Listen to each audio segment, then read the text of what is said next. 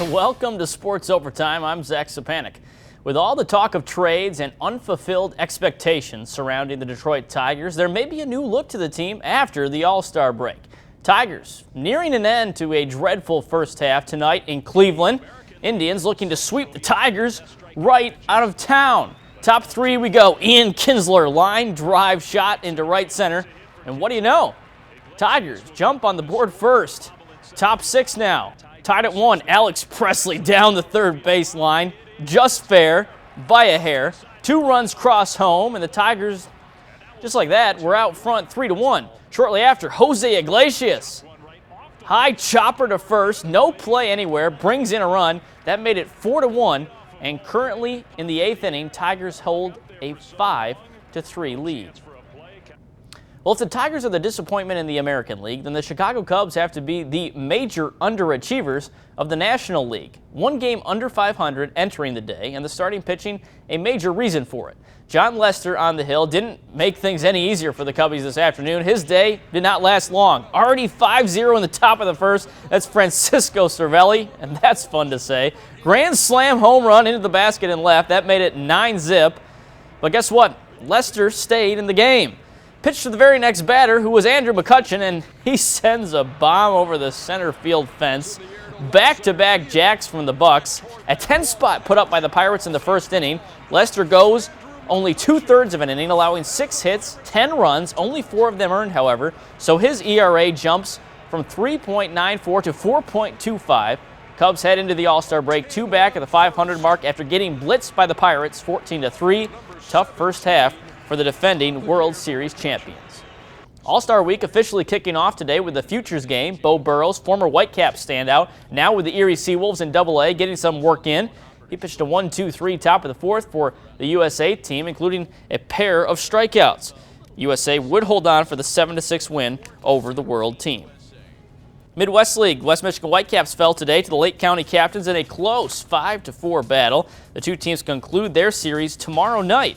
Then the Whitecaps return to Fifth Third Ballpark on Wednesday for a 6-game homestand. The regular season for the GRFC men's and women's teams is either done or winding down. The women concluded their schedule last night, while the men still have 2 fixtures to go. Second to last home game today for the GRFC men. They took on FC Indiana. 34th minute, Joe Brockheisen finds Gabe Mateo, who finds the back of the net.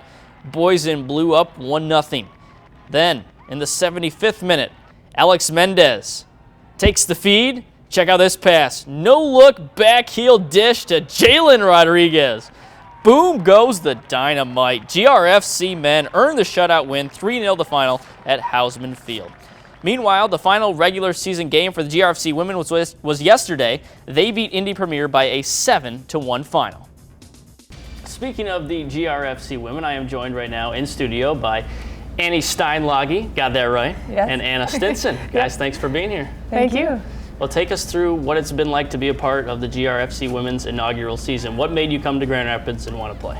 So I was actually in Grand Rapids for school anyway, and a couple of my roommates and friends told me that there was going to be a team in Grand Rapids and there were going to be tryouts in a couple of months, and I haven't been playing for a long time because I'm a little bit removed from college, but I just decided I was going to try out and ended up working out. And the next week or so, Lewis called and let me know that I was going to be on the team. So, yeah, very cool. Pretty fun. Yeah, I'm a Grand Haven native, so I'm kind of new back to the area. And Lewis approached me this winter, and I'm excited to be playing in a hometown kind of situation. And I knew a lot about the men's team, so I was excited to hear that they were starting a women's team. What's it been like to play under Lewis Robinson as a mentor, coach, kind of father figure, if you will? Yeah, he's an awesome coach. It's been fun to get to know him on and off the field. He's a great guy, awesome to play for, and it's just nice to play for a coach who seems like he really cares about us as people as well as players, and really great at developing us as players on the field. So yeah, I think Lewis, one thing I love about him, and I think Anna can speak to this too, is that he always brings a lot of fun to our practices. So that's a great element of him. But also, I think he's just really done a great job establishing himself in the area. I know he just got the Aquinas job, so he's a really great coach and focuses a lot on technical work, which I think has served us well and is really what we can attribute a lot of our success to.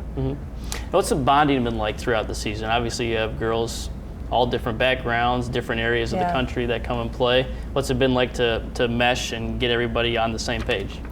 It's, I think it's always a challenge when you have a team structured like this. Some girls are in college, we're both done with college, and we're all, for the most part, from the area, but I think that's probably one of the reasons we've done so well is because we've had a lot of fun together, like I said, which Lewis has led, and we've stayed focused. So when we're at practice, we're all there to practice, and we're making the effort to train coming from different backgrounds. So it's been good bonding.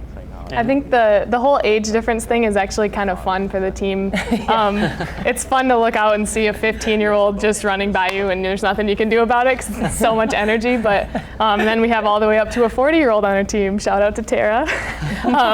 She's amazing and just a great leader on and off the field, and it's so fun to play with her and know that in 20 years we could be at her level still somehow, which is pretty amazing. So 15 to 40, I heard that right? Yeah. Yeah, I mean, we're very diverse in age. So, I mean, speaking of running circles around people, a 15-year-old has to have quite the amount of energy. Oh, yeah. Yeah. I don't even remember being 15. I'm only 27. Neither do we. She usually goes in and wears them out, and then we come in after and like just take over from where she left off. So it's kind of nice. That's great. Well, the big story, reason you guys are here, you guys clinched the United Women's Soccer Midwest Conference Championship, clinched the #1 seed in the Midwest playoffs coming up this weekend, Saturday and Sunday, so you will host the playoffs. Take me through what it's like to first year and you're in the playoffs. What's it like? Yeah, I think it's really exciting. Like we were talking about earlier, I mean, it's exciting for the entire community. It's exciting for women's soccer. It's exciting for soccer in general, especially in Grand Rapids. But I think we all feel pretty proud. You know, we set our expectations high as goals, but you know, you go into a season where you haven't played together before, you don't know the league, and it's best case scenario for us.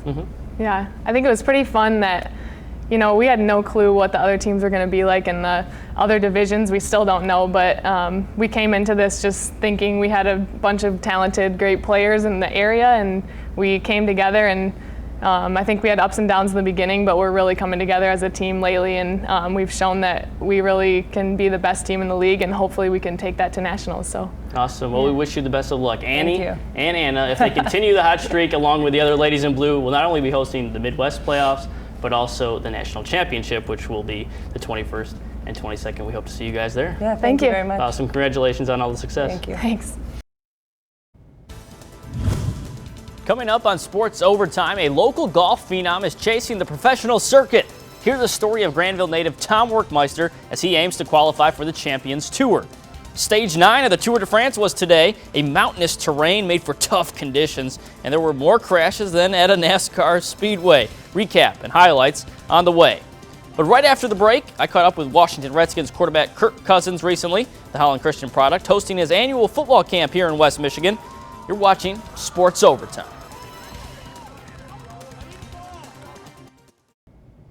You like that? Kirk Cousins held his 5th annual football camp at Hope College on Friday and Saturday, and plenty of youngsters liked it. I had the chance to talk with Cousins about being back in West Michigan, the franchise tag, and much more. What is it like to come back to the community that raised you and give back to middle school campers this week, high schoolers next week?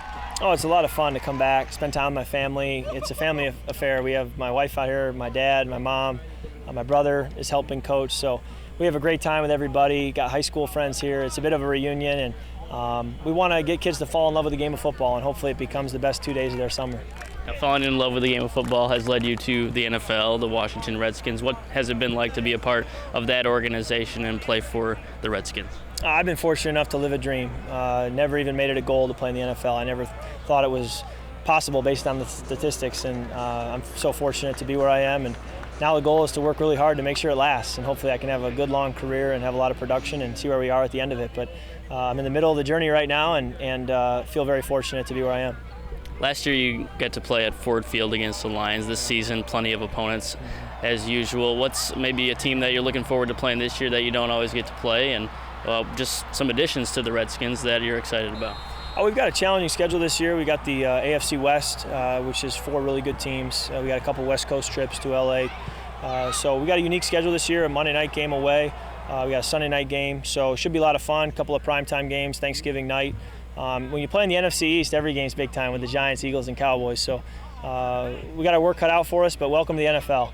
And I thought our team did a good job getting in some new talent this year, guys like Terrell Pryor, and we got Josh Doxson back from injury. So we're excited. We got Vernon Davis re-signed. Just a lot of good players, and we got to find ways to get them involved and hopefully have a very productive year on offense. Michigan State, your alma mater, coming off a 3-9 season. Mark D'Antoni obviously had a crazy offseason with everything that hit that program. But as far as your interactions with him and him as a leader, what was it like to see his response to everything and his unwavering character and leadership really showed, I thought? What did you see out of him, and what's there positively moving forward with a guy like him at the helm still? Well, Coach has been with that program for over 10 years, and he's been a head coach for, I believe, over 15. So this isn't his first rodeo with facing adversity or leading a group of young men who have made some wrong choices or had some setbacks. So he knows what to do. I think he'll have these guys ready, and we'll be looking forward to watching them respond this fall. Now, the excitement for you, obviously another season at the helm of the Washington Redskins. July 17th is when that whole signing period for franchise tag and all that comes to an end. I mean, the money's been there, but do you play? Does the money worry you at all, or does it just the enjoyment of the game and playing with the guys that surround you? I never want to play football thinking about money.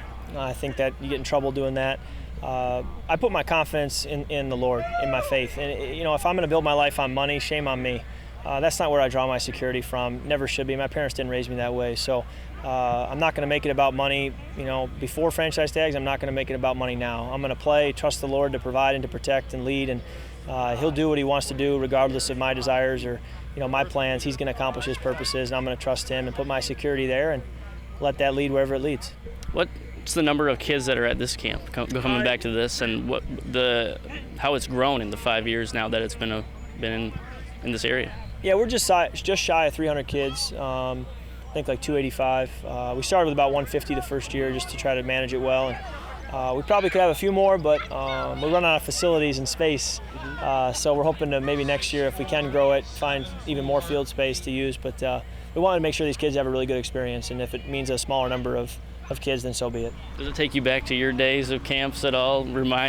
Get the wheels spinning of when you were a little kid and came to camps like this? Yeah, I enjoy going to camps as a kid. I have a lot of good memories at different sports camps. I did them all, not just football, but all the different sports. And I want to make sure these kids have a lot of fun, and hopefully it's the best 2 days of their summer.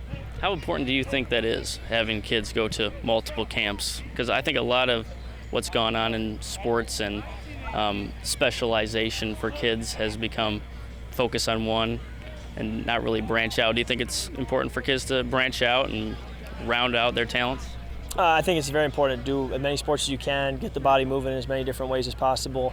I think sport specialization has a place, but for the vast majority of kids, they should try and do everything they possibly can, get well-rounded, get their body moving in all different ways, and as they get older, maybe then start to specialize. On Saturday is your 7-on-7 camp. Take me through what it's going to be like to host the amount of teams that you have, and what's it going to be like to see all those kids out here competing at a high level. Well, it's fun to have that many high school kids, well over 400. I think we got about 32 high school teams coming in, and it's fun to play. I get some old friends that come out, and we play as a team and have a great time, get to talk to the kids at lunch. So it's a great competitive day with a lot of really good football teams in the area, and we kind of get to celebrate West Michigan high school football, which is really good football, and hopefully get the best out of everyone.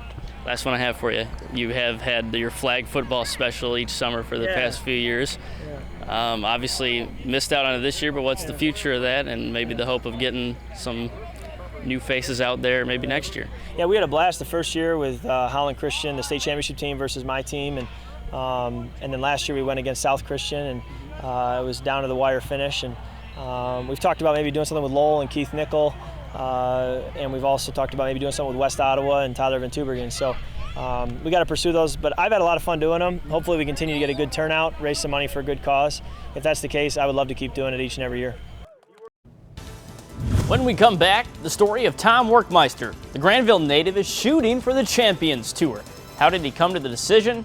What is the process? Stick with us.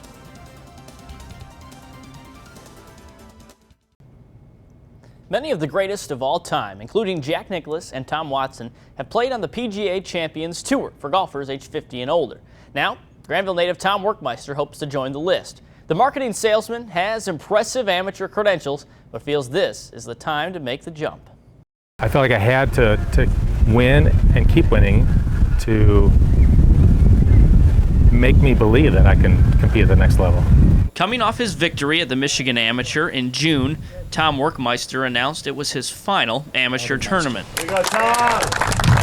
He'll now turn his attention to the professional ranks, and turning 50 next March means pursuing the Champions Tour. It's like the timing is right to do this.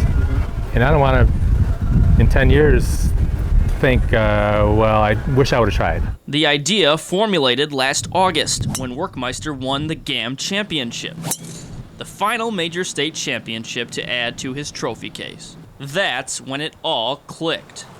He's just got a great mind for the game and a great mind for playing under pressure. Bogard is Workmeister's coach and part-time caddy.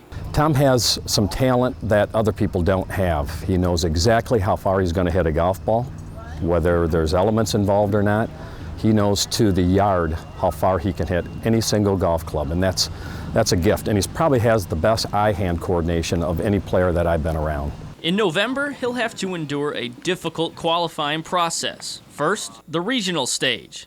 Get past that, then compete in the final qualifying stage. The top 5 players will receive full exemption status. The only obstacle I see is his, again, having to learn how to win at that level. Maybe getting a year or 2 under his belt, being exposed to that situation, and then I think he's just going to step right into it and do what he does best, which is, put bullseyes on people's backs. That's what drives me. I love to win. As he refines his game, Workmeister will continue his day job at MCS Marketing, keeping his mind fresh and allowing golf to still be a game, with a step up in competition. As he's done everything, be very methodical and kind of work his way into that, like full-time thing, if it ever gets to be that way, which, that's the goal. Workmeister will compete in regional qualifying November 14 through 17, with the location still to be determined. The final qualifying stage is November 28 through December 1 at TPC Scottsdale. We're to the final break in Sports Overtime. On the other side, highlights of the final round of the Greenbrier Classic. Could the 54-hole leader hold on? See you on the other side. Sebastian Munoz entered the final round of the Greenbrier Classic as the leader with a 2-shot cushion. The Colombian looked to go wire-to-wire for his first ever win on the PGA Tour, but he would buckle under the pressure. Munoz here on number 6 misses the par putt, one of 4 bogeys on the front 9 for him. He made the turn at 11 under, 2 shots behind his playing partner, and that guy would be this guy, Robert Streb. Birdie on 6 for Streb. That put him at 13 under as he shot 1 under going out. On the 8th, Xander Schauffele with a long birdie putt. Look at this thing. Gets it to fall. Schauffele moved to 13 under with that make. It was he and Streb that made it a game on the back 9 after a double bogey on 13. Streb from just inside 35 feet on 14 for birdie. Bingo! To move back to 13 under. Schauffele would equal that mark on 16. Then his tee shot on 18 admires it, and for good reason, because it lands 3 feet 3 inches from the cup. That was the deciding factor, the shot of the day, if you will. Schauffele would tap in for birdie to take the outright lead at 14 under and capture the Greenbrier Classic. He becomes a first-time winner on the PGA Tour. Stage 9 of the Tour de France. Beautiful shot of the terrain, which overall Tour leader Chris Froome looked to conquer and extend his 12-second lead. With 14 miles left in Le Mont du Chat descent, that's Richie Porte off course, crashing at a speed of 45 miles an hour. Dan Martin with nowhere to go, crashes as well, but he finished 9th in the stage. Unfortunately, the crash will end Porte's Tour run. On the replay, you can see Rigoberto Urán almost making it a 3-man spill. He narrowly escaped, but would need roadside help to fix damage to his derailleur suffered in the brush by. So with only 2 gears to work, Urán is able to fight off Warren Barguil of France for a photo finish win. Take a look at how close it was at the line, literally a matter of inches, but Urán takes the Stage 9 win and climbs into 4th in the yellow jersey standings. We are down to the final seconds of Sports Overtime. On behalf of the entire production crew, thank you for staying up late with us. My faith, okay, my faith in God and my life built on Jesus Christ is the foundation of not only my life but my football career. I want to compete. Okay, in everything we do, I want to compete. That's how I know to have fun. That's what it's going to take to be successful at what you do in life. I think in competition, we can inspire others and we can use competition to get the best out of ourselves.